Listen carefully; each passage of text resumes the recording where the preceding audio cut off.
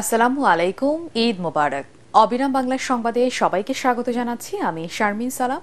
শুরুতেই BRB cables সংবাদ শিরোনাম। আসাম মেঘালয়ের পাহাড়ি ঢলে ভয়াবহ বন্যা, সিলেটের ৩ জেলায় সব পর্যটন কেন্দ্র বন্ধ ঘোষণা।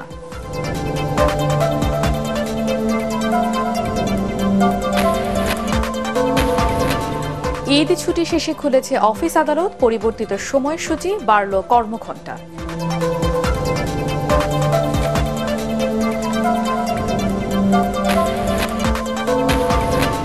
৫ দিন পর ফের কর্মব্যস্ত রাজধানী, গ্রাম থেকে ফিরছেন কর্মজীবী মানুষ।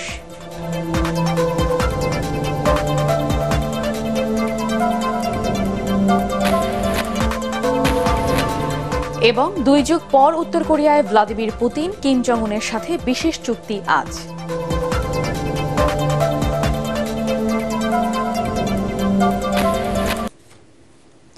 শুনছিলেন বিআরবি কেবলস সংবাদ শিরোনাম, এবারে বিস্তারিত। আসাম মেঘালয়ের পাহাড়ি ঢল ও ভারী বৃষ্টিতে সিলেট, সুনামগঞ্জ ও মৌলভীবাজারে বন্যা পরিস্থিতি ভয়াবহ রূপ নিয়েছে। একদিনই পানিবন্দী মানুষের সংখ্যা দ্বিগুণ হয়ে দাঁড়িয়েছে, প্রায় ৬ লাখ, তলিয়ে গেছে ২১টি উপজেলা, বিচ্ছিন্ন হয়ে গেছে যোগাযোগ। সিলেটের সব পর্যটন কেন্দ্র বন্ধ ঘোষণা করা হয়েছে। প্রতিনিধিদের পাঠানো রিপোর্ট জানাচ্ছেন কেরামতুল্লাহ বিপ্লব। পাহাড়ি ঢলের সাথে দুদিন ধরে চলছে টানা ভারী বৃষ্টি। এতেই পরিস্থিতির অবনতি হয়েছে সিলেটের ১৩ উপজেলায়।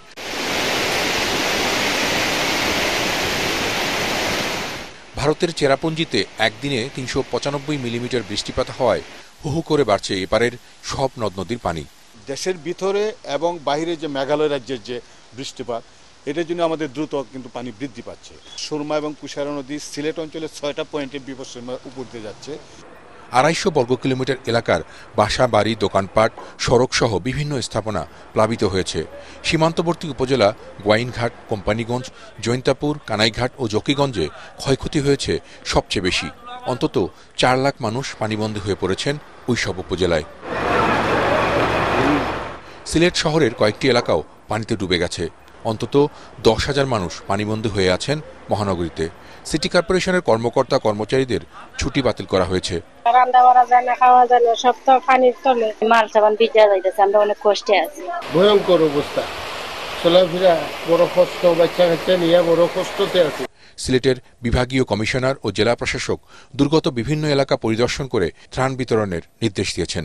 নির্দেশনা দিয়েছি যাতে বড় বোট, তারা স্টিল বডির বোট যেন তারা সংগ্রহ করে, এবং যে সমস্ত মানুষ এখনো লেফট আউট আছে তাদের গবাদি পশু, তাদেরকেও যেন পর্যায়ক্রমে উদ্ধার করা হয়। পানিতে ডুবে সড়ক যোগাযোগ বিচ্ছিন্ন হয়ে পড়ায় সিলেটের সব পর্যটন কেন্দ্র বন্ধ ঘোষণা করা হয়েছে। সুরমা, কুশিয়ারা সহ ৪টি নদীর পানি বিপদসীমার উপর দিয়ে প্রবাহিত হয়ে সুনামগঞ্জের বন্যা পরিস্থিতিরও অবনতি হয়েছে। এর স্থায়ী সমাধানে মহাপরিকল্পনা নেয়ার তাগিদ দিয়েছেন স্থানীয় জনপ্রতিনিধিরা। স্বল্পমেয়াদী, মধ্যমেয়াদী, দীর্ঘমেয়াদী পরিকল্পনা নিতে হবে। এটি আমরা বুঝতে পারছি যে ২২-এর বন্যার পর থেকে আমরা সবসময়ই আতঙ্কে থাকি, আমরা নিরাপদ নই। সুনামগঞ্জকে এবং এই জনগোষ্ঠীকে, এই মানুষকে নিরাপদ করার জন্য যা যা করতে হয় সেটি করার জন্য আমরা প্রয়োজনীয় ব্যবস্থা নেব। সুনামগঞ্জে পানিবন্দী মানুষের সংখ্যা ছাড়িয়ে গেছে ২ লাখ। শহরের বেশিরভাগ আবাসিক এলাকাতেই এখন বুক সমান কিংবা হাঁটু পানি। Bureau report, ATN Bangla. দর্শক, সুনামগঞ্জের সার্বিক বন্যা পরিস্থিতি জানাচ্ছেন আমাদের প্রতিনিধি পঙ্কজ দে। সেটি সুনামগঞ্জ শহরের কাজীর পয়েন্ট এলাকা। এই এলাকা অপেক্ষাকৃত উঁচু এলাকা। এখানে এখন পর্যন্ত হাঁটু সমান পানি। সুনামগঞ্জের সুরমা নদীর সুলগর পয়েন্টে সকালে ৪০ সেন্টিমিটার, বিপদসীমা ৪০ সেন্টিমিটার উপর দিয়ে পানি প্রবাহিত হচ্ছিল। ছাতকে সুরমা নদীর ছাতক পয়েন্টে বিপদসীমার ১৪৪ সেন্টিমিটার উপর দিয়ে পানি প্রবাহিত হচ্ছে। সকাল থেকে যেটি হচ্ছে, সকাল থেকে বাড়ি বর্ষণ হচ্ছে। রাতে কিছুটা কম হয়েছিল বর্ষণ, কিন্তু সকাল থেকে বাড়ি বর্ষণ অব্যাহত রয়েছে এবং বিভিন্ন জনবসতিতে দুর্ভোগ বেড়েছে, পানিও বেড়েছে। হাওড় এলাকায় পানি বেড়েছে। সবকটি নদীর পানি বিপদসীমার উপর দিয়ে প্রবাহিত হচ্ছে। নিম্ন আয়ের মানুষরা আসলে মনে করছেন যে বিশেষ ২০২২-এর ভয়াবহ বন্যার পরিণতি হয় কিনা, এবং এই জন্য তারা আশ্রয় কেন্দ্রের দিকে ছুটছেন। সুনামগঞ্জের জেলা প্রশাসক কালকে রাতেই জানিয়েছেন যে 500-রও বেশি আশ্রয় কেন্দ্র তারা প্রস্তুত রেখেছেন এবং শতাধিক আশ্রয় কেন্দ্রে বন্যার্তরা আশ্রয় নিয়েছেন। জেলা প্রশাসক জানিয়েছেন তারা শুকনো খাবারের ব্যবস্থা করেছেন এবং যারা আশ্রয় কেন্দ্রে আছেন তারা যাতে সবাই খেতে পারেন শুকনো খাবার, এবং খাওয়ার ব্যবস্থাটা যে তারা চিন্তা করছেন কেউ যাতে না খেয়ে থাকে সেই ব্যবস্থা জেলা প্রশাসনের রয়েছে, জানিয়েছেন জেলা প্রশাসক।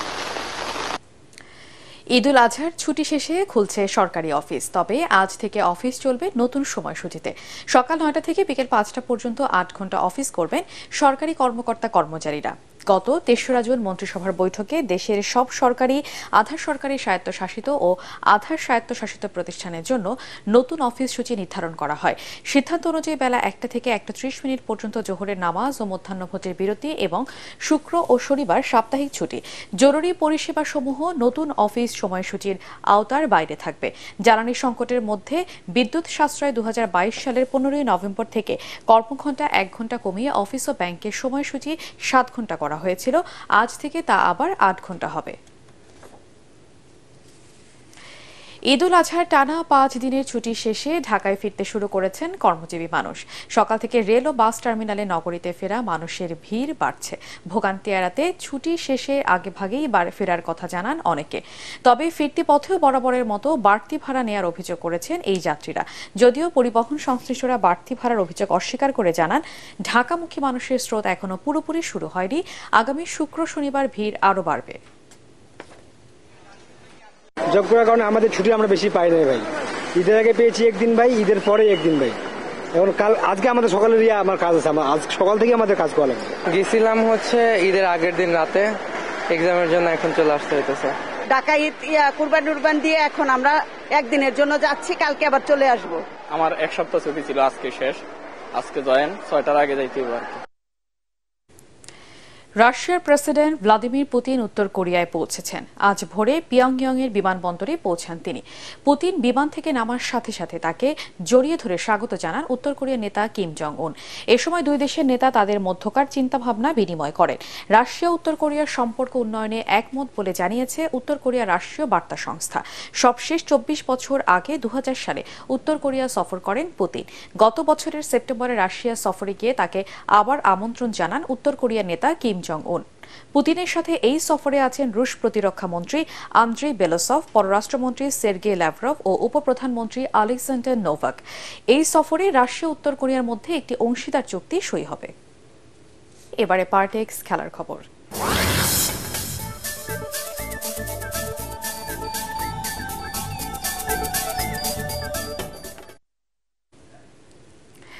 খেলার মাঠে অসৌজন্যমূলক আচরণের কারণে আইসিসি দেয়া শাস্তি পেলেন বাংলাদেশ দলের তরুণ পেসার তানজিম হাসান সাকিব। টি-20 বিশ্বকাপে 4 ওভারে মাত্র 7 রান দিয়ে নেপালের বিপক্ষে ক্যারিয়ার সেরা বোলিং করে বাংলাদেশকে জেতান সাকিব। 21টি ডট দিয়ে আলোচনায় এসেছিলেন এই পেসার। তবে নেপাল ইনিংসের সময় অধিনায়ক রোহিত পাড়েলের সাথে বিবাদে জড়িয়ে শাস্তি পান তিনি। কিন্তু বল করার এক পর্যায়ে হঠাৎ পাড়েলের দিকে তেড়ে যান তানজিম, বুক দিয়ে ধাক্কা দেন। এই ঘটনায় ম্যাচ ফের 15% জরিমানা ও 1 ডিমেরিট পয়েন্ট দেয়া হয় তানজিম হাসান তামিমকে। ইউরো চ্যাম্পিয়নশিপের বাছাই পর্বে প্রতিটি ম্যাচ জেতার কারণে টুর্নামেন্টের ফেভারিট হিসেবে খেলতে নামে ক্রিস্টিয়ানো রোনালদোর দল পর্তুগাল। তবে জার্মানির লাইপজিগে চেক প্রজাতন্ত্রের বিপক্ষে তাদের শুরুটা ভালো হয়নি। গোল শূন্য প্রথমার্ধের পর খেলার 62 মিনিটে লুকাস প্রাভোদের কল্যাণে এগিয়ে যায় চেক প্রজাতন্ত্র। তবে গোল শোধেও বেশি সময় নেয়নি রবার্তো মার্টিনেজের দল। 69 মিনিটে চেক প্রজাতন্ত্রের রবিন রনিকের আত্মঘাতী গোলে ম্যাচে সমতা ফেরায় পর্তুগাল। খেলার শেষের ইনজুরি টাইমের 2য় মিনিটে ফ্রান্সিসকো কালসিকাও পর্তুগালের জয় নিশ্চিত করেন। শেষ করার আগে বিআরবি কেবলস সংবাদ শিরোনাম আরেকবার।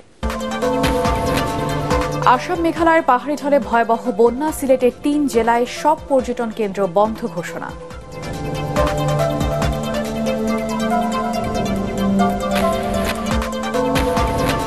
ঈদ ছুটি শেষে খুলেছে অফিস আদালত, পরিবর্তিত সময়সূচি, বাড়ল কর্মঘণ্টা।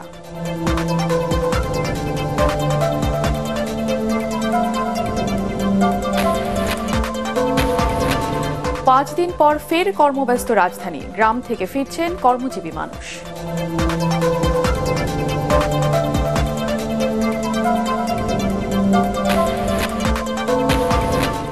এবং 2 যুগ পর উত্তর কোরিয়ায় ভ্লাদিমির পুতিন কিম জং উনের সাথে বিশেষ চুক্তি আজ।